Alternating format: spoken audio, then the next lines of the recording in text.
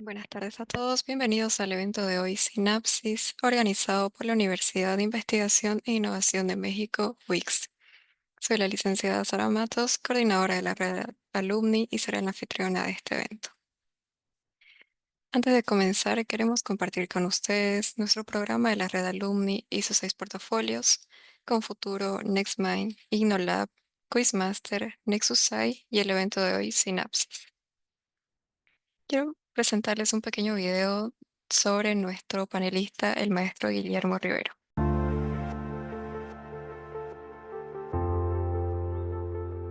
Maestro Guillermo Rivero ha dedicado su carrera a la búsqueda del bienestar personal y profesional. Como Life Coach certificado por la EMCC de España, ha ayudado a numerosas personas a alcanzar sus metas y desarrollar su máximo potencial. Su enfoque holístico incluye su formación como terapeuta sistémico, avalado por el Centro de Constelaciones Tu Casa Blanca. Actualmente trabaja en la resolución de conflictos personales y familiares.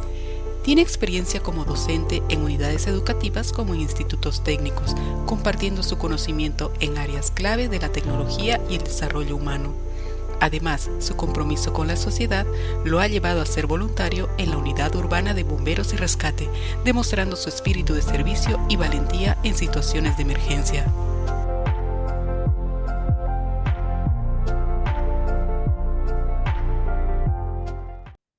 Comentarles que al finalizar el taller tendremos una ronda de preguntas de 15 minutos.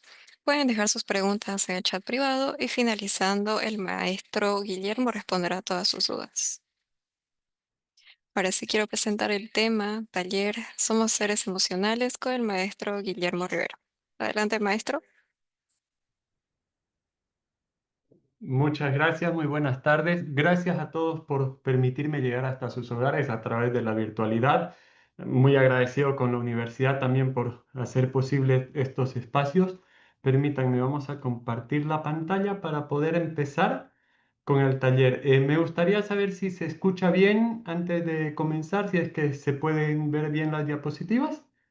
Sí, se ven bien y se escucha bien. Perfecto, muchísimas gracias, licenciada. Bien, entonces vamos arrancando. Ah, Siempre me gusta empezar los talleres describiendo un poco qué es de lo que estamos hablando. Y cuando hablamos de emociones, siempre surge la pregunta, sobre todo cuando vemos la comparativa entre qué es una emoción y qué es un sentimiento, porque a veces solemos confundirnos con esto. Las emociones son respuestas psicofisiológicas que tenemos a estímulos externos. Es decir, que ante una acción que vaya a suceder, nosotros vamos a tener una respuesta tanto a nivel químico del cuerpo, músculo,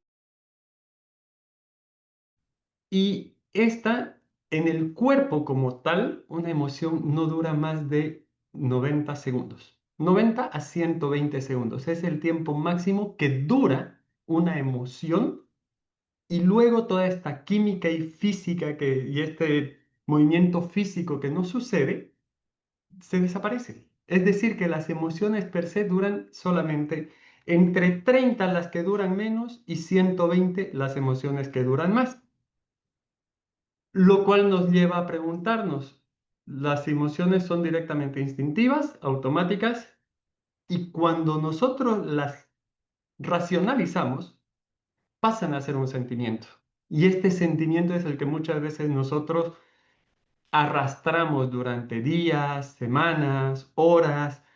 Y este sentimiento es en realidad el que nosotros, dicho de alguna manera, decidimos o elegimos llevar cuando recordamos el suceso que nos marcó y lo volvemos a vivir. En este punto el cerebro no entiende lo que es un recuerdo de lo que es algo que acaba de suceder. ¿Ya? Por eso el origen de nuestras emociones es suceso, experiencia y emoción. ¿Qué significa esto?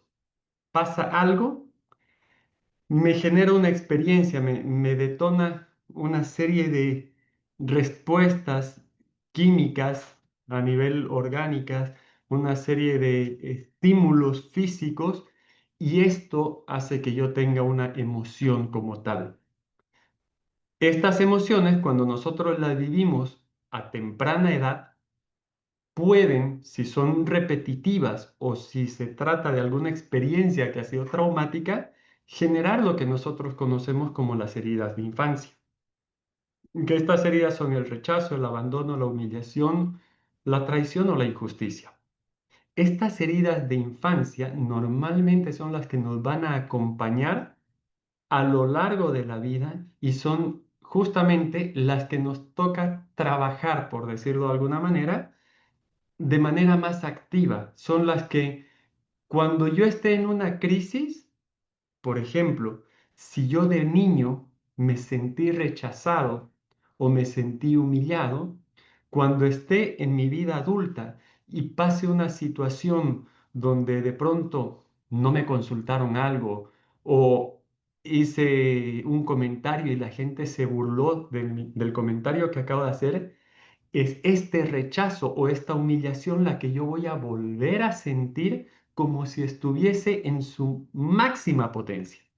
¿Ya? Por eso se llama herida de infancia, porque estas son las experiencias traumáticas o dolorosas que nosotros vamos a llevar dentro de nosotros porque de pequeños no las pudimos gestionar, no tuvimos las herramientas necesarias cuando éramos pequeños para poder gestionar estas heridas y a medida que ha transcurrido el tiempo, a medida que hemos ido creciendo, las emociones nos van a recordar esta herida.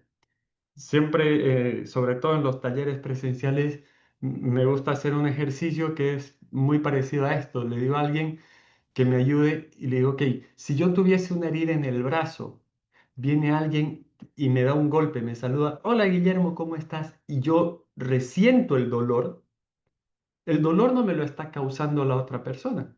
El dolor lo siento porque tengo una herida latente. ¿Sí? Entonces, el revivir esta herida es lo que me lleva a volver a vivir la emoción que en algún momento ha sido como atrapada en mi infancia y este proceso yo lo voy a revivir una y otra vez a lo largo de la vida hasta que yo pueda reconectar la emoción, pueda gestionarla desde el adulto, la herida que tuve de niño.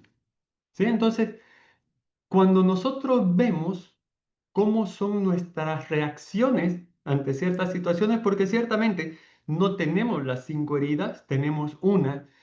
A veces cuando se vive una experiencia traumática o se ha pasado por una situación muy, muy dura, ¿ya? Puede que se tenga dos, pero siempre va a haber una que es predominante y esto va a determinar la respuesta que nosotros tengamos a los diferentes estímulos de las emociones, porque cada emoción también genera diferentes tipos de estímulos. Entonces, la respuesta emocional que yo voy a tener ante mis emociones puede ser proactiva o puede ser reactiva. Entendemos por proactivo cuando solemos ser precavidos, cuando nos adelantamos a los hechos. Hay un término que se utiliza en los bomberos que es una pausa para la causa. Significa que ante una situación de riesgo, no intervengo inmediatamente, me detengo, hago una evaluación rápida de la escena y luego me meto ya teniendo una idea un poco más clara, evaluando si hay un riesgo eléctrico, si hay un riesgo de caída. Es decir, pensar y tomarme un tiempo, no necesito que sean horas, puede ser segundos, para analizar la situación y meterme con con cierta cautela, ¿no? Esto le da importancia al conocimiento de nosotros mismos. Es decir, mientras más logro conocerme, mientras más logro integrar las emociones que se van disparando a lo largo del día y a lo largo de la vida, voy a poder reflexionar si es que la tengo la emoción integrada. Mi respuesta, en cambio, es reactiva cuando no pienso, directamente reacciono, me largo sin pensar dos veces, sin medir consecuencias, no tengo un análisis de mis actos, puedo enfocarme sobre lo externo para que me influya hacia lo interno, todo lo opuesto de la proactiva, ¿no? En la reacción proactiva nosotros decimos, ok, ¿qué estoy haciendo yo para afectar hacia afuera? En la respuesta reactiva es, lo que está pasando afuera me afecta. Entonces, me dificulta un poco poder gestionarme porque la culpa o el motivo de mi dolor, de mi herida, de mi impaciencia, de mi incapacidad de trabajar de manera ordenada o de manera relajada, siempre la voy a ver de afuera hacia adentro. Y aquí yo utilizo mucho esto del me dicen, me hacen, me pasa. Cuando utilizamos estas muletillas con mucha frecuencia, significa que la respuesta, o perdón, la influencia está afuera hacia adentro. ¿Sí? Entonces, si yo digo, no, es que llegué tarde porque el tráfico estaba mal, pero si el tráfico siempre es igual, yo puedo prever salir un poco antes. ¿Me explico? Eh, eh, no, es que cuando me dicen esto yo me enojo y pierdo el control. Cuando me hacen esto, es decir, siempre la influencia de mi malestar está en lo que los demás hacen, dentro de la reacción reactiva. Dentro de la reacción proactiva es al revés, es este análisis interno de decir, ok, pero esto que está pasando, ¿por qué me afecta? ¿Qué parte de mí se encuentra tan lastimada con esta situación que me impide poder gestionarla de una mejor manera? ¿Sí? Entonces, motivando un poquito este análisis interno, le voy a pedir a la licenciada Sarita que nos dé un minuto para responder. Vamos a sacar una encuesta obviamente es anónima, no, no va a salir con nombres, pero vamos a ver qué tipo de respuesta es la que suelo tener. Bien, maestro, ¿me confirma que se ve, por favor? Ahora sí. Sí, Bien. Un minuto para responder, por favor. gracias.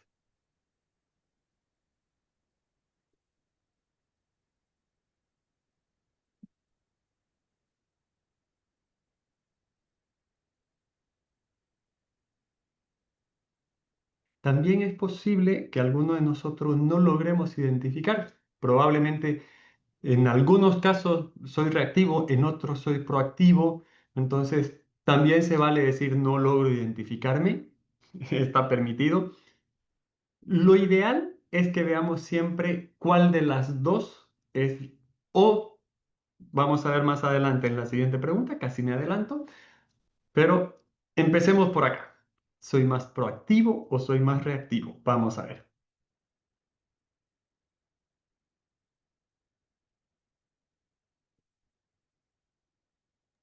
Ahora sí, maestro, finalizamos y le comparto los resultados. Muchas gracias. ¿Me confirma si le sale?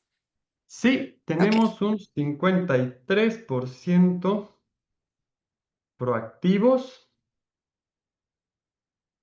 36% reactivos y tenemos un 11% que no hemos logrado identificarnos. Lo cual, muchísimas gracias, nos va a llevar a ver, primero, si yo me logro identificar como proactivo, significa que de alguna manera yo estoy logrando integrar un poco la polaridad de mis emociones. Si se fijan en el cuadro que tenemos, ¿ya? Todas las emociones tienen una polaridad. La alegría tiene una polaridad en la tristeza. ¿Qué significa esto? Que necesitamos tener un balance, necesitamos tener un equilibrio entre nuestras emociones. Así como el miedo equilibra a la ira. Si nosotros vemos, por ejemplo, en el mundo animal, nosotros acorralamos a un animal cualquier especie, por lo general, al principio puede que se sienta asustado, ¿no? Y él va a tender a agazaparse, a comprimir un poco el cuerpo, pero cuando sienta que no le queda más alternativa, este animal va a sacar toda su ira en este instinto de supervivencia, ¿sí? Entonces, cuando hablamos de la polaridad entre el miedo y la ira, podemos notar de que existe esta fuerza que empuja hacia la otra emoción para mantenernos vivos. Es un instinto natural de sobrevivencia. Cuando vemos, por ejemplo, en el desprecio, en el asco y la sorpresa, cuando a nosotros nos pasa algo inesperado, ¿ya? Podemos tomar como sorpresa esta alegría de una sorpresa, como cuando alguien viene y abrimos una puerta y nos gritan ¡Feliz cumpleaños! Y al principio es como, ¡ah! Y luego viene el asombro, pero con cierta felicidad, ¿ya? Y del otro lado, cuando este mismo asombro viene con rechazo, es lo que nosotros vemos como una repulsión, como un desprecio, ¿sí? Entonces también existe esta polaridad entre estas dos emociones. ¿Esto por qué? Como les decía, porque por un instinto natural de sobrevivencia, nuestras emociones lo que hacen en realidad es estar a nuestro servicio para protegernos, para ayudarnos a mantenernos vivos y poder llevar en armonía, digámoslo de alguna manera, eh, nuestra existencia, nuestro vivir. Entonces, vamos a empezar a analizar un poquito estas emociones tal cual, así como se las estoy presentando ahora en su versión de ambas polaridades.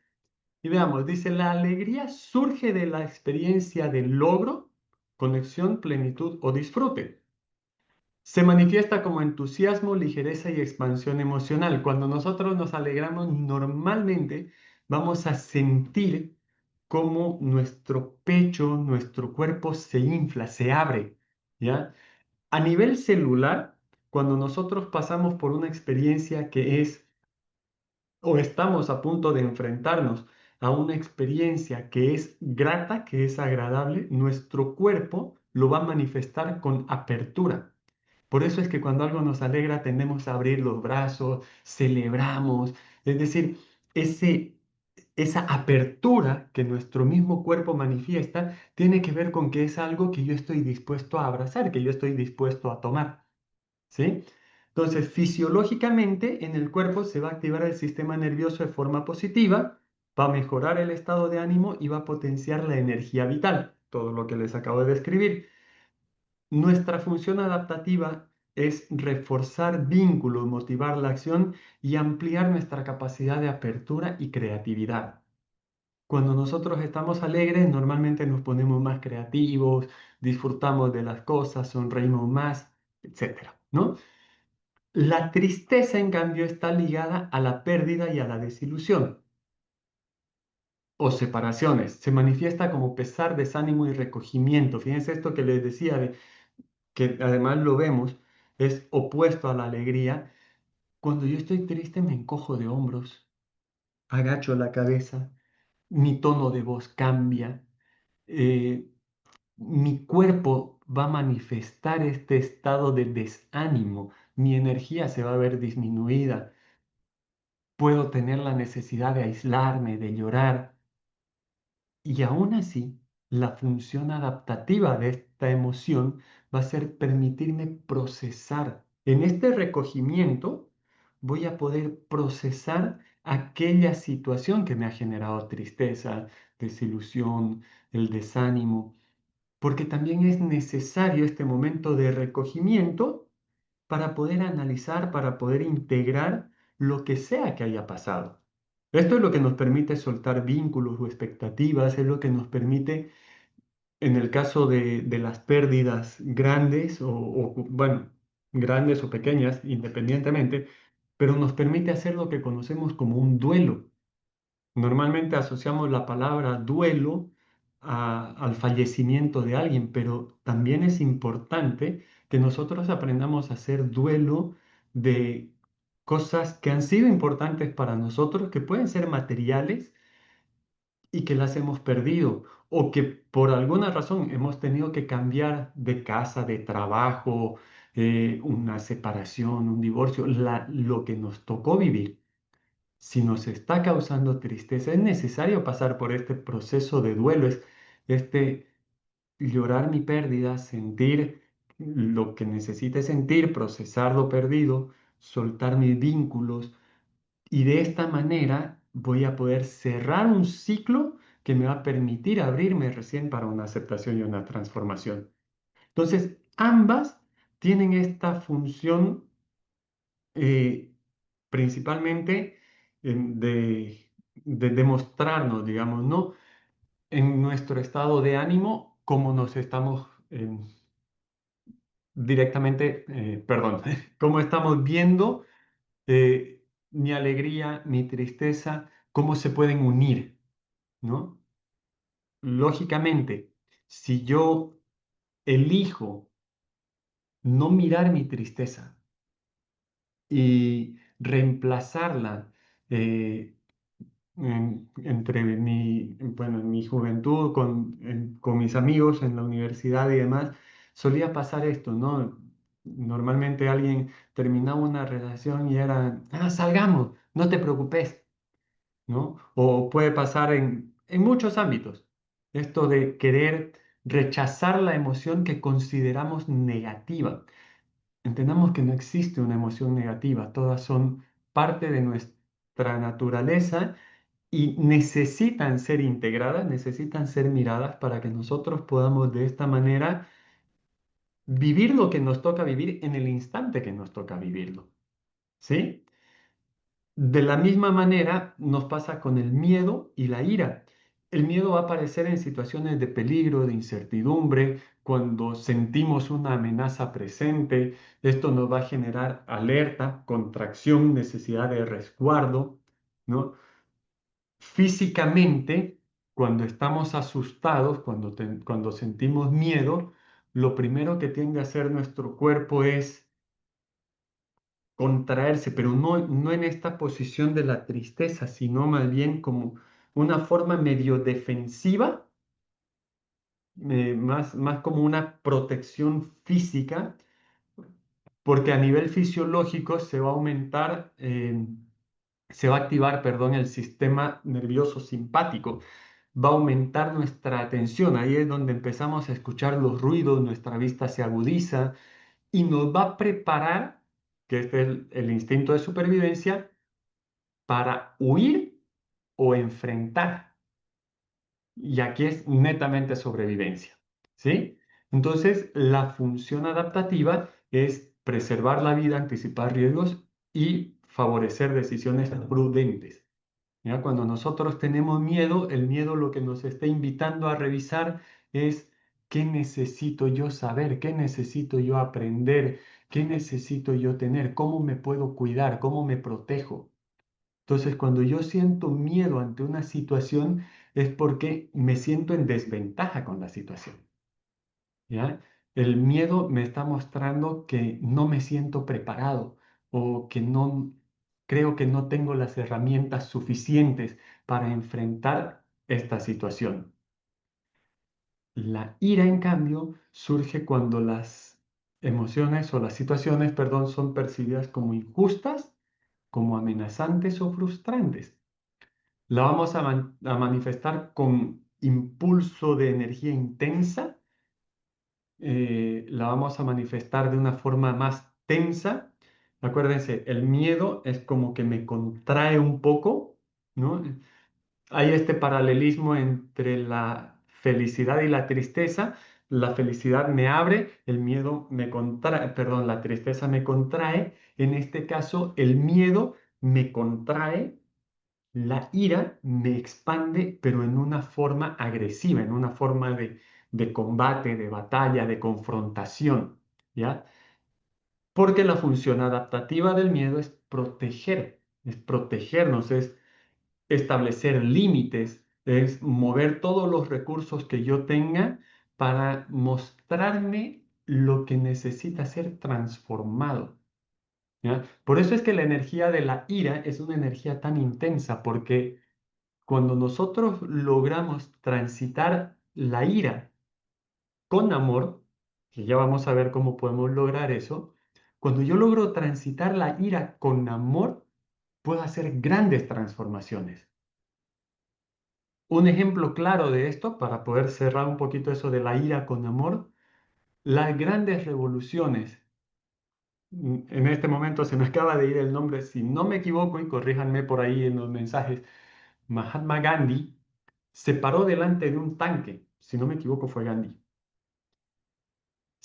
un personaje que se paró delante de un tanque. Era tanta su ira, su frustración de todas las injusticias que veía, que tuvo el coraje de ir y pararse delante de un tanque. Entonces, al mismo tiempo, su amor de querer ver una transformación fue lo que lo llevó a tener ese coraje. ¿Sí? Entonces, cuando nosotros logramos transitar la ira a través del amor, podemos generar cambios increíbles que terminan siendo cambios grandes para la humanidad, no solo para nosotros mismos, ¿no? O para nuestro entorno. Si no hablamos de la humanidad, al menos hablamos de nuestro entorno. En el caso de la sorpresa y el asco, también tenemos, vamos a ver un poco todas estas características.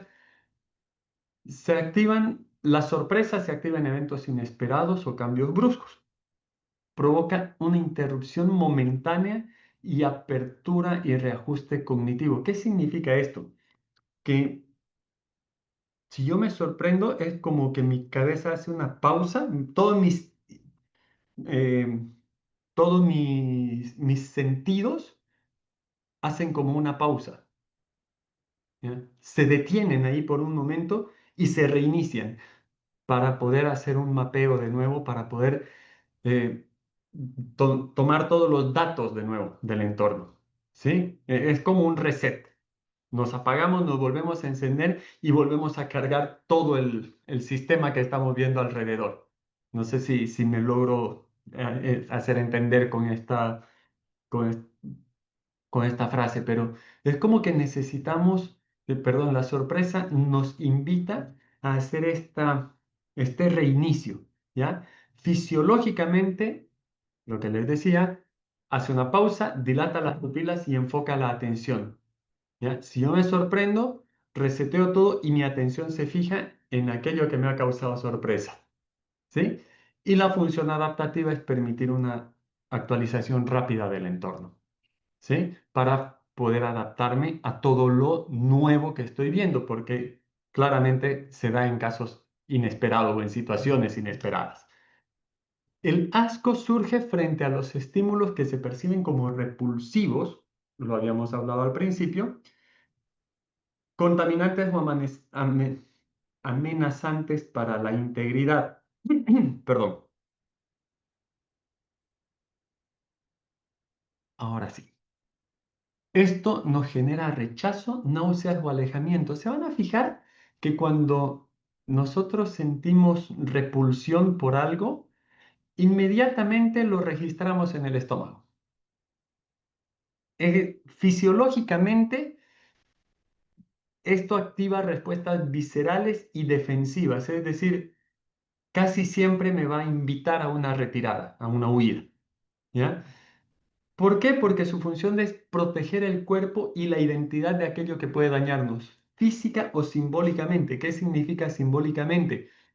Hablábamos en las heridas de infancia, por ejemplo, eh, en una herida de rechazo, no hay un daño físico, puede que no lo haya, o en una herida de humillación, puede que no necesariamente sea un daño físico, pero simbólicamente yo me siento completamente expuesto o me siento completamente denigrado. Entonces, esto es lo que me va a llevar a que el asco lo que haga es protegerme. Y de nuevo tengo esta sensación de cerrarme.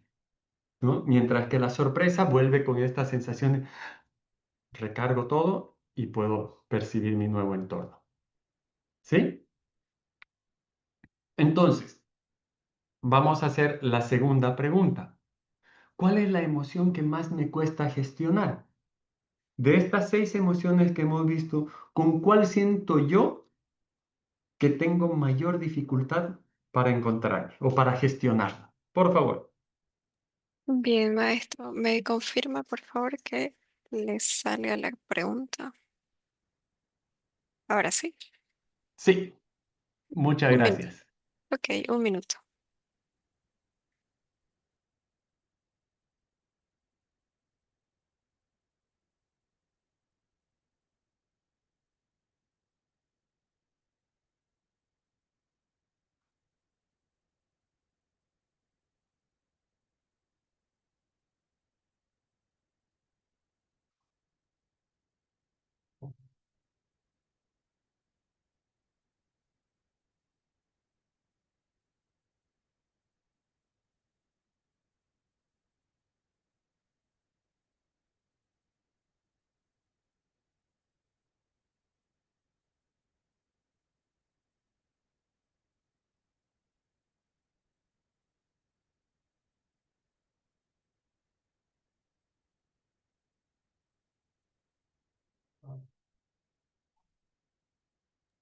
Ahora sí, un minuto y comparto sus resultados. Muchas gracias. Ahí tiene. Bien, voy anotando. 12% tenemos en alegría, 21% en tristeza, 32% ira, 21% miedo, asco tenemos un 9%, sorpresa un 4% y 2% que nos cuesta definirnos. Perfecto. Muchas gracias, licenciada. Bien, ¿qué es lo que podemos ver de esto? Fíjense que lo que más me cueste manejar, como les dije en un principio, puede que tenga que ver, y esto no lo voy a dar como una aseveración porque es parte de lo que se ve dentro de la gestión terapéutica, dentro ya cuando se trabaja en un uno a uno, pero por lo general, esta emoción que más nos cuesta puede que tenga que ver con una herida de la infancia, ¿ya? Algunas personas, vemos aquí, se nos hace difícil, por ejemplo, gestionar la alegría, ¿ya? Y esto puede ser porque yo estoy viviendo la alegría probablemente con juicio o con culpa, ¿ya? Porque voy a vivir desde mi estado niño o desde el estado padre. En el análisis transaccional nosotros podemos entender que tenemos 3 estados del ser, que es el estado padre, el estado adulto y el estado niño. En el estado padre, nosotros vamos a reflejar todo aquello que hemos aprendido de nuestros padres y que lo vamos a tener como reglas, opiniones, juicios o creencias, ¿ya? Que vamos a tratar de imponerlas en los demás. Por eso van como un juicio sobre lo que se está haciendo, viviendo, sintiendo, pensando. Mientras que del estado niño vamos a volver al pasado, a conectar con esa emoción, ¿ya? Que en algún momento ha sido dolorosa y ha sido difícil de manejar, ha sido caótica. Entonces, independientemente de la edad que yo tenga, voy a revivir esta emoción desde mi niño. Por eso, independientemente de que sea alegría, tristeza, miedo, ira, asco, sorpresa, lo que sea, si ha sido una emoción que me ha marcado, yo voy a saltar a cualquiera de estas dos polaridades. O voy a ir desde el juicio o voy a ir sintiendo culpa de la emoción que tengo. ¿Ya? En el estado adulto, en cambio, vivimos ya desde la experiencia, desde lo que yo he logrado asimilar, desde lo que yo he logrado gestionar, y puedo, digamos, vivirlo en estado presente. ¿Sí? Esto es lo que nos permite tener análisis objetivo de los hechos, toma de decisiones. Por eso al principio les hablaba de la respuesta proactiva o reactiva. Cuando yo puedo ser proactivo, y aquí ya podemos empezar a analizarnos un poquito cada uno en sus casas, si yo puedo ser un poco proactivo con algunas de mis emociones, significa que estas sí las he logrado analizar, he logrado hacer, puedo hacer una gestión de decisiones más coherente, porque lo estoy viviendo desde mi experiencia, ¿ya? Las otras emociones sí las estoy experimentando, pero las estoy viviendo o desde lo que aprendí que se tenía que hacer o desde la respuesta netamente fisiológica, la psicofisiológica, desde toda, no me gusta mucho la palabra, pero desde toda mi animalidad, desde lo más visceral de mí, entonces voy a tener respuestas que son altamente emocionales, muy poco racionales y que no me van a permitir hacer una gestión de esta emoción. ¿Sí? Entonces, les decía, en el estado niño, nosotros vamos a vivir desde la culpa, que la culpa nosotros la sentimos porque creemos que hemos transgredido una norma, ¿ya? O un valor o un principio.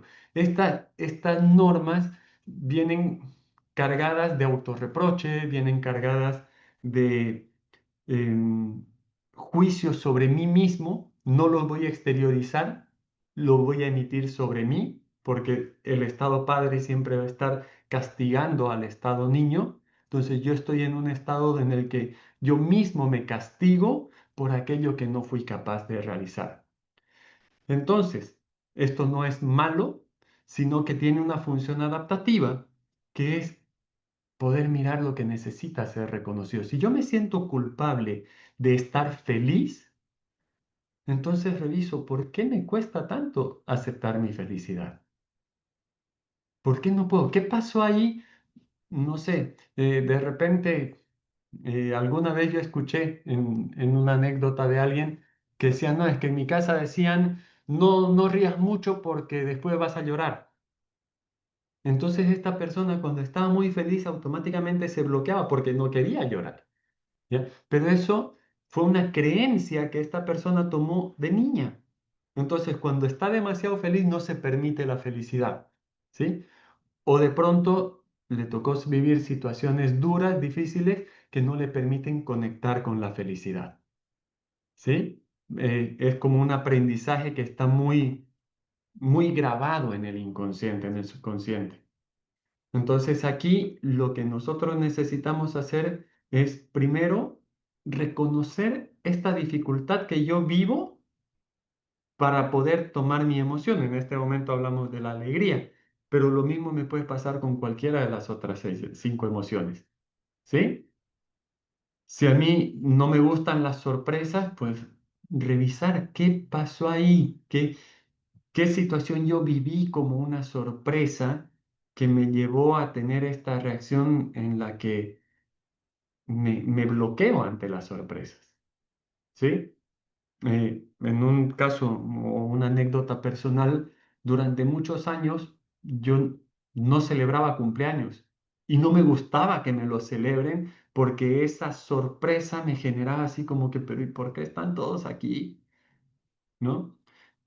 Trabajando a nivel terapia, pude entender, pude reconectar con un evento que yo pasé de pequeño, que en su momento fue vergonzoso, pero entonces esa sorpresa que a mí me dieron, yo la viví con una emoción que fue dura para mí y bloqueé ese evento como tal. Hablo de que me celebren un cumpleaños de sorpresa, ¿no? Entonces, esto nos invita a tener que mirar qué necesita ser reconocido, qué necesito asumir o qué necesito reparar. De pronto ha sido una pelea, una pérdida, algo que si yo lo puedo mirar de nuevo a través del amor, voy a poder abrir una posibilidad de restaurar los vínculos. Y por eso siempre le digo a la gente, es importante que nosotros aprendamos o tratemos de ir a terapia con cierta periodicidad, porque ahí es donde nosotros vamos a ir encontrando estas cositas que de pronto nos incomodan, nos cuestan, pero no las tomamos tan en serio hasta que siempre hablamos de la gota que rebalsó el vaso, pero nunca hablamos de todas las gotas que fueron llenando el vaso para que al final rebalse. Entonces, cuando nosotros decidimos ir a terapia o buscar ayuda, pues lo que hacemos es justamente ver por qué se está llenando ese vaso, ¿sí?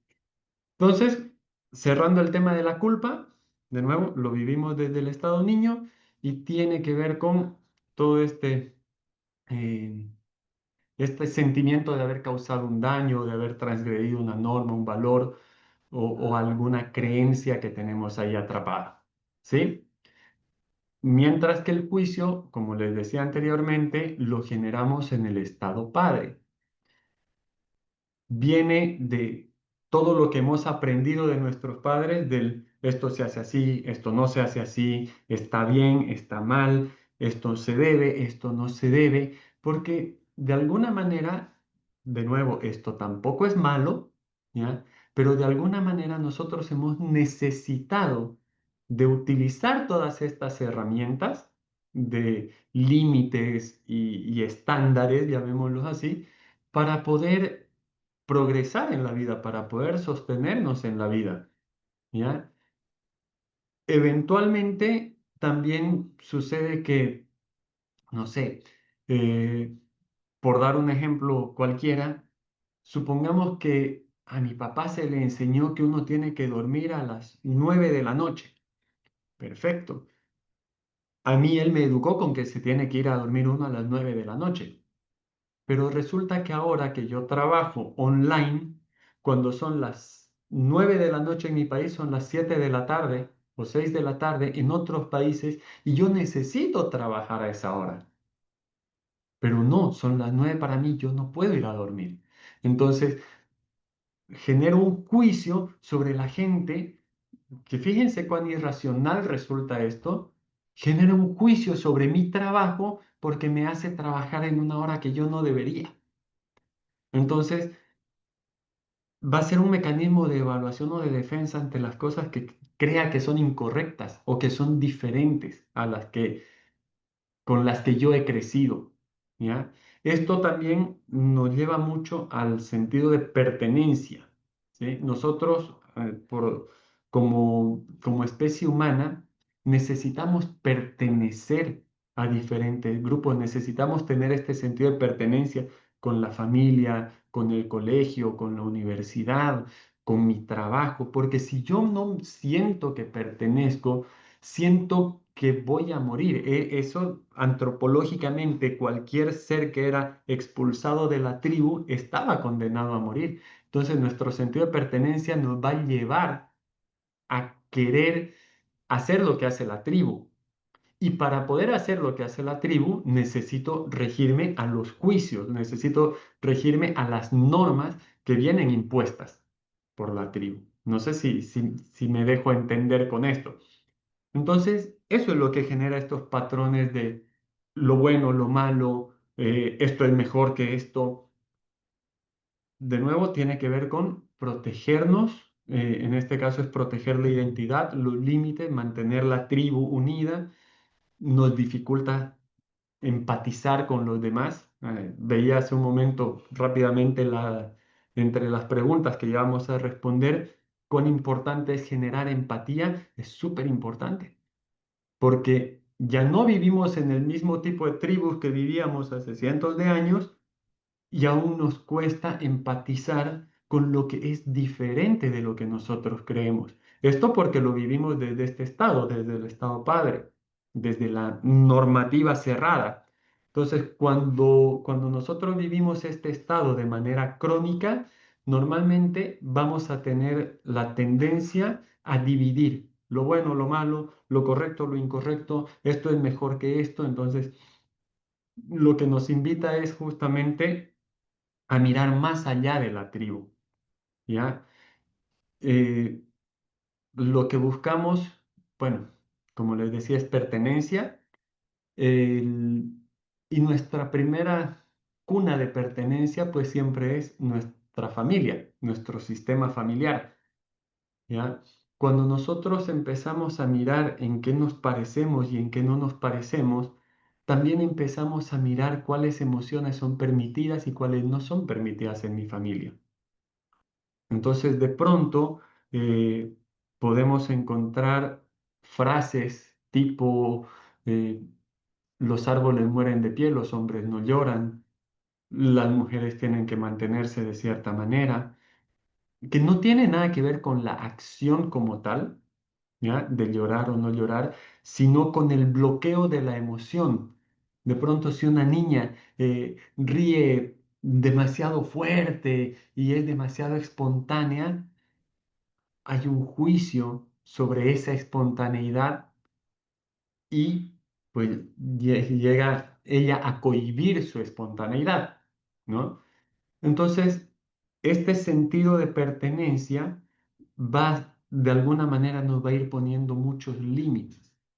Cuando nosotros logramos, no transgrediendo las normas de irnos en contra de todo de manera anárquica, sino eh, esto de atravesarlas con amor, ¿ya?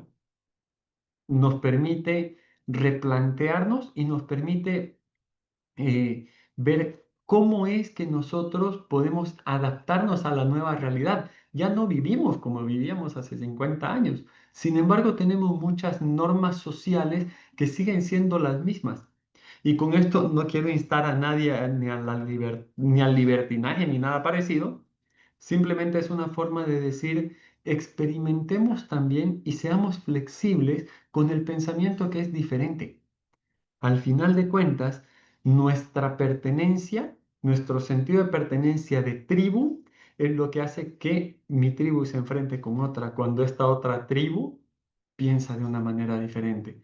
Entonces podemos utilizar más bien el amor, la empatía, el, el poder mirar a los demás con el mismo amor que me gustaría que me miren a mí para poder hacer las cosas de una manera diferente.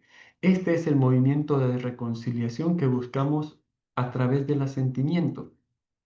La emoción, cuando nosotros la vivimos, no está buscando perpetuar el dolor, no es prolongar esta experiencia que vivimos de niños por el resto de la vida, sino hacerlo desde la integración, es decir, en ese momento fue doloroso y no tenía las herramientas que tengo hoy para poder mirar con amor una situación que fue caótica. Reconocer que de alguna manera, cuando yo trato de decirles a los demás cómo vivir su vida, cómo hacer sus cosas, estoy ocupando un lugar que no me corresponde. ¿Ya? Si hablamos a nivel sistémico, me estoy yendo a tomar el lugar de su papá o de su mamá cuando no lo soy. Entonces, cuando hacemos la mirada sistémica, nosotros vemos a cada individuo con un papá y una mamá como parte de un sistema familiar, como parte de un sistema social, como parte de un sistema mundial. Vivimos en diferentes sistemas. Nosotros tenemos nuestra familia, nuestro sistema familiar, tenemos nuestro trabajo, en nuestro sistema laboral, tenemos nuestra comunidad, es un sistema más grande. Y el asentimiento, muchas veces la gente me dice, no, pero es que yo no puedo aceptar esto. Y está bien, no lo aceptes, es decir, no lo practiques en tu vida, pero acepta que otros lo pueden hacer correcta o incorrectamente. Y esto no significa que vamos a liberar de la... A ver, si alguien comete un delito, no lo estamos eximiendo de la culpa, ¿sí? Pero de alguna manera entendemos que hay un mecanismo que ha llevado a esta persona a causarlo, ¿sí? Un desorden muy profundo, sí. Una desadaptación muy profunda, sí. Pero cuando alguien transgrede una norma, ¿ya? Es porque también han habido muchas transgresiones previas. Entonces, el asentimiento lo que me invita es abrir la mente, asumir la responsabilidad de lo que es mío, de lo que a mí me corresponde ver, y dejar al otro con la responsabilidad que le corresponde. Por eso digo, cuando hay un delito o algo, no significa que me voy a volver protector de quien cometa un delito, porque no lo vamos a hacer, claramente, ¿no? Pero vamos a dejar el juicio.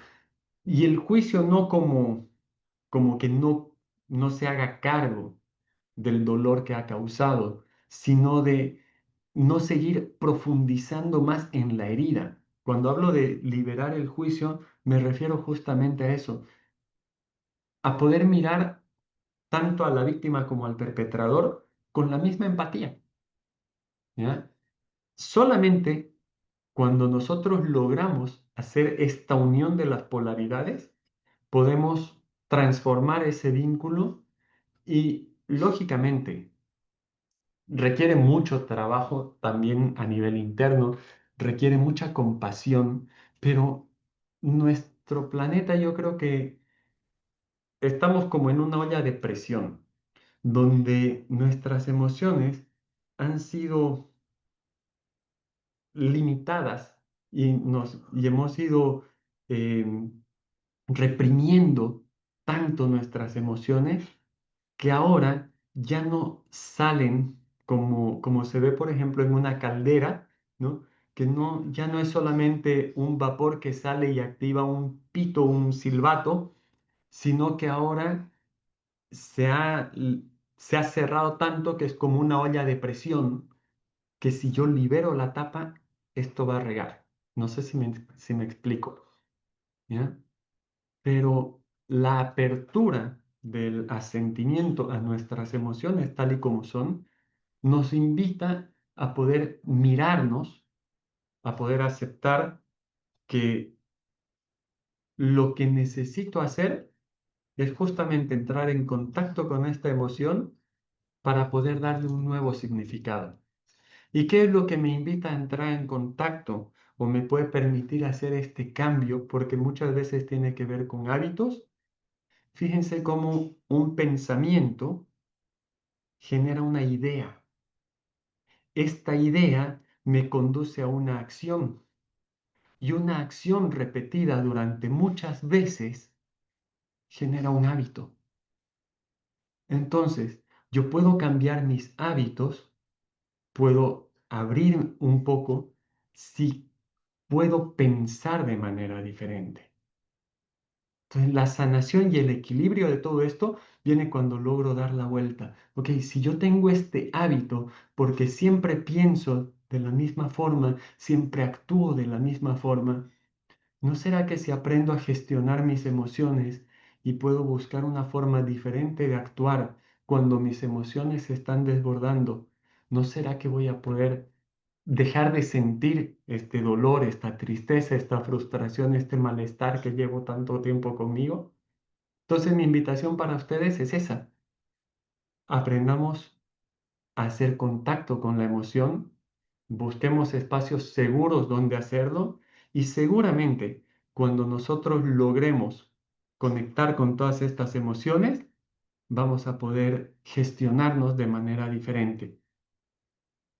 Si me permite la maestra Sarita, me gustaría empezar con la ronda de preguntas para Claro, ver, claro, maestro. ¿Me permite compartir pantalla, por favor? claro que sí.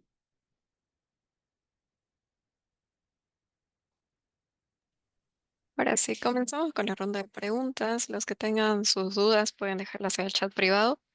Como primera pregunta, tenemos de Juan. ¿Es normal que sea reactivo con conductas de mi pareja y que sea más proactivo con las conductas de los demás? Mira, suele suceder, ¿ya? Esto lo veo a nivel terapéutico eh, con sesiones individuales. La mayoría de las veces, nuestra pareja viene a reflejarnos justamente lo que más necesitamos trabajar. Entonces, tu percepción tiene mucho que ver con este trabajo que yo necesito hacer conmigo mismo. ¿ya? Las personas que más nos aman y las personas con las que más relación tenemos son justamente las que más nos van a mostrar aquellas cosas con las que necesitamos trabajar. Y, lógicamente, este vínculo de amor también me permite, entre comillas, ¿ya? Darme la licencia de ser un poco más duro con esta persona. Fíjense que con los niños nos pasa esto, podemos verlo a lo largo de nuestra evolución. Por ejemplo, un niño va creciendo y cuando llega a la adolescencia, que es la época de mayor rebeldía, el niño no piensa, mi papá me dijo que no haga esto, pero voy a hacerlo para yo poner a prueba qué tanto me quiere. No, el niño piensa, la estoy pasando tan bien aquí que mi papá me dijo que llegue a las 9, pero 10 minutos más no pasa nada. Pertenencia a este nuevo grupo. Entonces, como yo sé que mi papá me ama y como yo lo amo a él, me permito desprenderme un poco de acá para tomar un poco de este otro. No sé si me entiendes, ¿ya? Esto hace de que yo me permita también tener reacciones, sea más reactivo con las personas con las que tengo vínculos fuertes que con las personas que no. No sé si eso responde a tu pregunta, espero que sí. Gracias, maestro. Ahora tenemos la siguiente pregunta del maestro Fernando Reyes. ¿Qué tan importante es practicar la empatía y la comprensión hacia los demás? Mira, yo creo que no es solamente importante, sino que es vital, y no vital para el resto de las personas, sino para nosotros. Una em, de los problemas asociados a la incapacidad de gestionar nuestras emociones es que nos enfermamos. Fíjense, una persona que vive constantemente enojada, rabiosa, es decir, que no logra gestionar la ira, normalmente muestra problemas gástricos, ¿sí? Una persona que no logra gestionar los miedos suele tener mucha tensión muscular. Y podemos ir una por una con las emociones y vamos a ver que muchas enfermedades están asociadas a una mala gestión emocional. Entonces, tener empatía hacia los demás es también tener un poco de amor hacia mí mismo, porque en la manera que yo puedo gestionar mis emociones claro, que gestiono mis emociones conmigo y logro ser empático, logro aceptar que las cosas pueden ser diferentes de lo que yo pienso, entonces también voy a ser más amable con mi cuerpo, voy a ser más empático con mi cuerpo. No sé si eso responde a tu pregunta. Gracias, maestro. La siguiente pregunta de Jefferson. En nuestra idiosincrasia en América Latina es muy común minimizar las emociones desde que somos niños. ¿Cómo podemos corregir eso para tener mejores seres humanos en el futuro? Creo que hay dos caminos que nos invitan mucho a esto y uno de ellos nos lo está enseñando lo que nosotros decimos, o por lo menos escuchamos en mi ciudad, como la generación de cristal. A mí me gusta el concepto de la generación de cristal no porque sean frágiles, sino porque son transparentes. ¿De qué manera nosotros podemos cambiar esta idiosincrasia?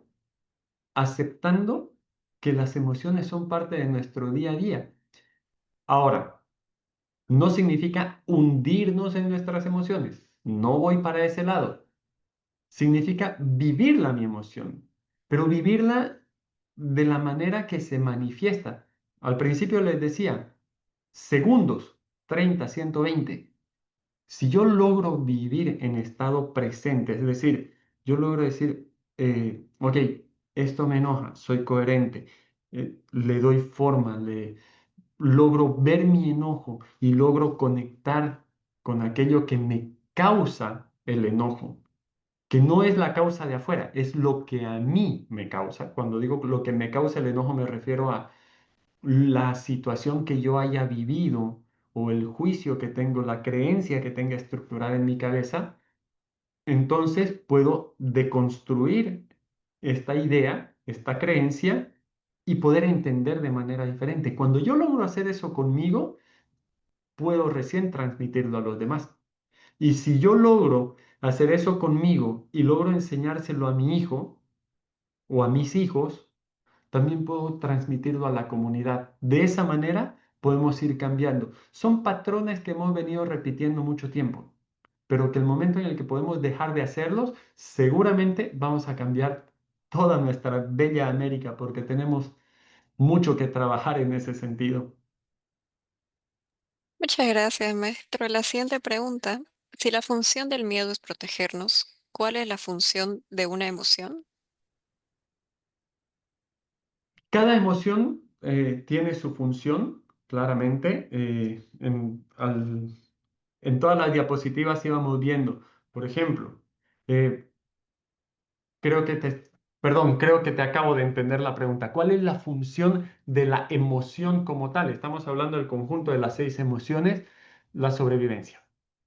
Si te fijas, cada una de estas emociones tiene una tarea específica en un aspecto de la vida que nos permite a través de esta vivencia poder sostenernos en la vida y es lo que nos ha permitido evolucionar también como especie. Las emociones están aquí para protegernos, para mostrarnos, son como un mapa. Haz de cuenta, es una brújula que dice, ok, esto me hace feliz, entonces es por ahí, porque nosotros hemos venido a este mundo, creo yo, para ser felices, para disfrutar, para vivir bien, para tener experiencias que, pues, que nos hagan amar la vida. ¿Ya? No significa que no vivo experiencias que sean desagradables, sí las vivo, pero cuando me pasa una de esas, trato de evitar volver a entrar en esa situación que yo me puse para tener un sufrimiento. No sé si me explico, ¿ya? Entonces, la función de las emociones es mantenernos en la vida felices y llenos de esta energía que nos permite apertura, inclusión, que nos permite. Mira, sería maravilloso si nosotros a través de vivir plenamente nuestras emociones logramos hacer una gran tribu que sea la raza humana, que podamos mirarnos con amor, con respeto, con tolerancia. Si logramos empezar con nuestra familia, que ahí ya tenemos mucho trabajo que hacer, sería maravilloso. Pero podemos empezar ahí. La función de las emociones es justamente esa, llevarnos a una vida mejor, una vida más equilibrada, una vida feliz. Muchas gracias, maestro. La siguiente pregunta que tenemos de Flor, ¿cómo gestionar mis emociones para que salgan y no me enfermen? Eh, Como dijo Luis Fonsi, pasito a pasito y suave, suavecito. Este es un camino que no se logra de un día para otro. Sería irresponsable de mi parte decir, mira, aquí hay esta receta mágica y si tú haces esto A, B, C, D, lo vas a lograr. Mi primer sugerencia, terapia. Yo el día que conocí la terapia, pues yo no fui terapeuta toda mi vida, yo empecé yendo a terapias. Fue la mejor decisión que yo pude tomar en mi vida porque eso fue lo que me permitió empezar a vivir cada una de mis emociones sin sentir culpa, sin juzgarme. Empecé a entender que cada situación que yo vivía, desde el dolor, desde la tristeza, desde la angustia, me estaba reflejando algo que yo necesitaba sanar en mí. Entonces, para mí, la mejor forma de trabajar y gestionar las emociones es yendo a terapia, es tomando un camino que me permita integrar poco a poco, porque también es importante saber esto.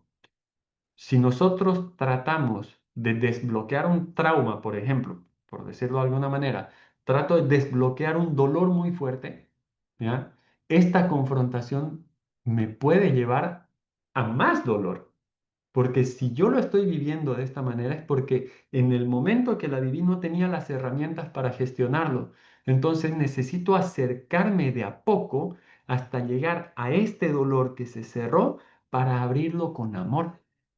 No es un proceso de ya, véngase para acá, vamos a abrir. No funciona así. ¿ya? Es paso a paso, con amor, integrando una a una las cosas que necesitamos integrar, y es un camino de vida. Muchas gracias, maestro. La siguiente pregunta de Hugo. ¿Cómo gestionar el miedo en un niño y en un adulto? En el niño, el miedo lo gestionamos d- primero identificando de qué se trata el miedo. Eh, Nuevamente, es súper importante ahí, sobre todo cuando es niño, buscar asistencia psicológica, terapéutica, que puedan ver qué fue lo que detonó ese miedo. Los niños son, hasta los 7 años, han absorbido todo, pero absolutamente todo, son una esponja. ¿Ya? Entonces, todo ha sido un aprendizaje. De ahí en adelante es una formación, pero el aprendizaje como tal va hasta los 7, 8, máximo debe ser 10 años, pero el aprendizaje, el niño aprendió todo hasta esa edad. Entonces, si empieza a presentar una crisis en este punto, estamos en el momento ideal para desarticular este trauma o para poder trabajar de alguna manera en gestionar el miedo. Ahora, si el miedo en el adulto es lo que impulsa al niño a tener miedo, entonces necesitamos primero trabajar también con el adulto, ¿ya? O trabajar en paralelo con ambos. Por ejemplo, si yo tengo miedo a las alturas, jamás voy a invitar a mi hijo a que salte en paracaídas. ¿Se entiende? Entonces, si es un miedo que el niño ha aprendido, les voy a dar un ejemplo nuevamente de mi vida, perdón que sea autorreferencial, pero es la única vida de la que yo me autorizo a hablar libremente. Eh, Mis papás a mí siempre me decían, cuidado, no subas ahí, ¿ya? Principalmente mi mamá era la que me decía, cuidado, no subas ahí, te vas a caer, te vas a lastimar, te va a pasar. Mi papá, en cambio, tenía una forma diferente, me decía, con cuidado, fíjate bien, ¿ya? Yo tomé hasta cierta edad este miedo que lo aprendí de mi mamá, ¿ya? Pasada cierta edad, yo empecé a tomar el aprendizaje que me había ido dando mi papá. Entonces, muchas veces, con esto quiero cerrar, el miedo del niño es un aprendizaje y una repetición del miedo del adulto, ¿sí? Si este es el caso, se tiene que trabajar con ambos al mismo tiempo. La respuesta corta es terapia. Para trabajar el miedo hay formas de enfrentar fobias que, que son muy útiles, pero se hacen en ambiente terapéutico. Muchas gracias, maestro. La siguiente pregunta de Gloria. ¿Quién es el especialista adecuado? ¿Con qué tema puedo abordar el control del enojo? Como líder, ¿cómo puedo fortalecerme para poder llevar buenas relaciones interpersonales? Gloria, yo no suelo decir quién es el mejor o el idóneo para trabajar cierta terapia, también por una experiencia personal. Yo en algún momento hice trabajo con psicólogo, pero no generé este contacto que me permitió apertura. Entonces, a lo largo de mi vida yo he pasado por diferentes profesionales, ¿ya? Psicólogos, terapeutas holísticos. eh, entonces, creo que no sería prudente de mi parte decirte, mira, ve con un psicólogo especializado en esta área. Uno, porque no sé si tengas alguno cerca al cual puedas recurrir. Y dos, porque no puedo determinar exactamente si ese es el idóneo para ti, ¿ya? Mi sugerencia es acércate a algún lugar o si gustas, puede, mm, creo que les va a llegar mi dirección de correo o mi número telefónico, no estoy seguro, pero si lo podemos poner en el chat sería fantástico, licenciada. Puedes comunicarte de manera privada conmigo o también acceder a través de mis redes sociales, que es mi nombre completo, soy Guillermo Rivero, y podemos buscar la manera de acompañarte y orientarte un poco más. Pero así de buenas a primeras yo decir, esta es la persona idónea, eh, lo siento, no lo voy a hacer porque, como te digo, ese es un proceso muy personal y sería interesante ir viendo cuál es el origen también de la emoción que estás queriendo trabajar. ¿Sí? Entonces, eso lo podemos hablar si quieres en privado o en un chat personal. Muchas gracias, maestro. La siguiente pregunta de Luis Alberto. ¿Cómo podemos trabajar las emociones con la generación de cristal sin que se sientan dañados y qué palabras debemos utilizar para que ellos no se sientan agredidos o dañados? Eh, yo creo que primero tenemos que trabajar con nosotros para poder hablar sin dañar. Esa es una parte que me gusta mucho. Yo trabajo bastante haciendo talleres para jóvenes, ¿ya? Y siempre que empiezo a hablar con ellos les digo, ok, me van a disculpar, pero yo voy a ser igual de grosero que ustedes porque entiendo que es la manera en la que ustedes lo hacen. Y no quiero ponerme en una posición de ser el buenito ni de ser el santito. Y con ellos hablo tratando de utilizar el lenguaje que ellos entienden, ¿ya? Porque eh, también tienen su propio dialecto, también tienen su propia forma de expresar las cosas. Entonces, si creo yo que si trato de empatizar con alguien, no es que tengo que llevar a esta persona a mi terreno de expertise, sino a través de mi expertise introducirme yo en el terreno de ellos. ¿Sí? Entonces, si de pronto recibo el feedback, recibo la crítica de que estoy siendo demasiado torpe, porque cuando hablo con los jóvenes les digo, por favor, díganme, interrúmpanme el momento que quieran y díganme, lo siento, eso no me gusta o esto me desagrada, porque entiendo que ellos están más conectados con sus emociones, ¿ya? Que esa puede ser una barrera no de ellos, sino mía, que yo crecí en una época donde no era común, no era normal decir me siento triste, estoy deprimido, tengo ansiedad. Ahora es muy normal. Entonces, yo estoy en un terreno que desconozco. Por lo tanto, la tarea es mía de tener que preguntarles a ellos y tener que interesarme por cuál es el lenguaje, cuál es la forma en la que ellos se sienten más, eh, yo utilizo el término abrazados, protegidos dentro de todo lo que yo voy a hacer o dentro de todo lo que les voy a decir. Esto, y con esto cierro, me ha variado de una ciudad a otra o de un país a otro.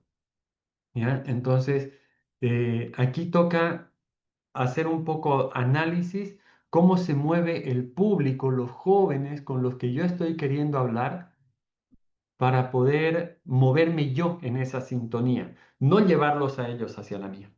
Espero que eso responda a tu pregunta. Muchas gracias, maestro. Y como última pregunta de Jorge, ¿se considera malo el no sentir la necesidad de la aprobación de la gente? Mira, yo no creo que exista algo que sea bueno o malo en, en su en totalidad, ¿ya? Yo creo que hay cosas que son funcionales y disfuncionales. Cuando yo no necesito la aprobación de la gente, puede ser muy funcional cuando, por ejemplo, voy a viajar solo, ¿ya? O me planifico un viaje y digo, ok, no tengo pareja, no tengo hijos, quiero viajar, me voy a dar una vacación.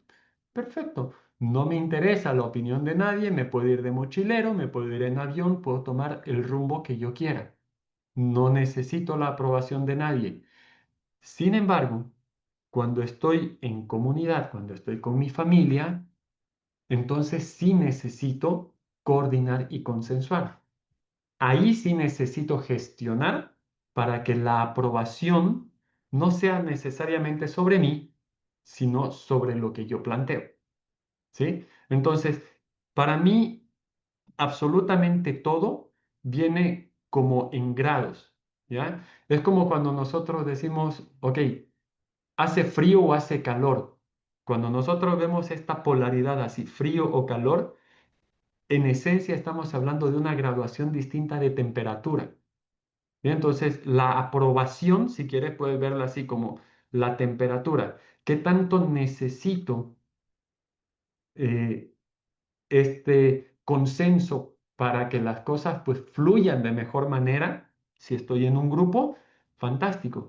Pero si voy por el lado individualista, si voy a hacer mis cosas yo solo, entonces no necesito la aprobación de nadie y es maravilloso también. Entonces es como una graduación, no sé si me llegas a entender, pero para mí todo tiene esta graduación de, ok, ¿qué tanto me acerco acá para que sea funcional esta elección que yo estoy tomando? ¿Qué tanto necesito acercarme a este otro lado? O cuando me acerco a este otro lado, ¿qué tan disfuncional, qué tanto caos me genera esto? ¿Qué tanto bienestar me genera esto? Yo creo que me iría por ese lado más bien, no de lo bueno o lo malo. Espero que te haya podido responder. Muchas gracias, maestro, y muchas gracias a todos los participantes por dejar sus preguntas. Para continuar y antes de finalizar, comentarles que recibirán un certificado de participación y la grabación de este taller al correo con el que se registraron en el Zoom.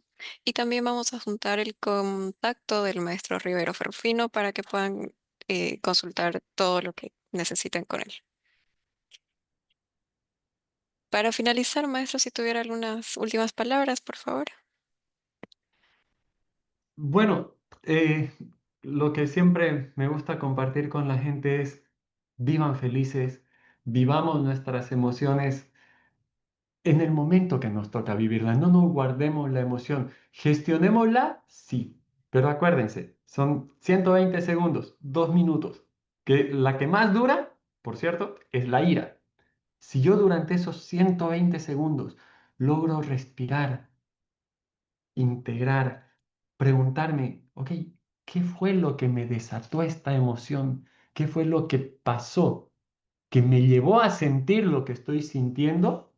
Puedo agarrar un hilito al que yo le digo el hilo conductor que me puede llevar a resolver muchos conflictos en mí. Entonces no tengan miedo de vivir sus emociones, no tengamos miedo de vivir nuestras emociones, vivámoslas con apertura, tratando siempre de integrarlas con amor y como siempre digo, vamos a hacer terapia porque lo necesitamos todos. Muchas gracias. Muchas gracias, maestro, y muchas gracias a todos. Nos vemos en una próxima edición.